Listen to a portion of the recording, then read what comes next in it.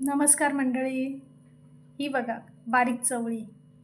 हो, एकदम कवळीची कवळी. भेटली आपल्या गाववाल्यांकडूनच म्हणून घेऊन आलो.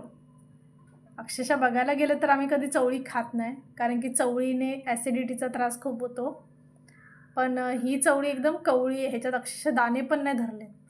अशीच कवळी खाऊन बघितली ना, तरीसुद्धा छान लागते, गोड एकदम. फरसबी टाईप. फरसबीची चव खूप येत होती. म्हणून म्हटलं फरसबीसारखीच करावी.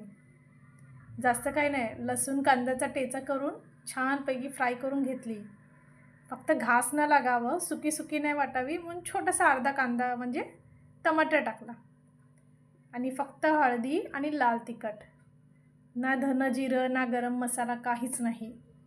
कारण की आपल्याला भाजीला झणका नाही द्यायचा आहे. सॉफ्टमध्ये ठेवायची आहे. कांदा लसणाच्या ह्याच्यात शेंगदाण्याचं कूट टाकून जी भाजी होते ना, त्याला ऑटोमॅटिकच झणका येतो. म्हणून मग मी काही एक्स्ट्रा काय टाकलं नाही. आणि मीठ टाकून हलकंसं वाफ येस्तवर पाणी टाकायचं. म्हणजे कसं भाजी पटकन शिजते. नाहीतर तेलावरती पण छान होते, पण ती सारखी बघावी लागते कारण खाली करपायला नको. म्हणून हलकंसं पाणी टाकून वाफ काढून घ्यायची आणि छानशी 10-15 मिनटं शिजवायची. झाली आपली छान एकदम चटपटीत भाजी.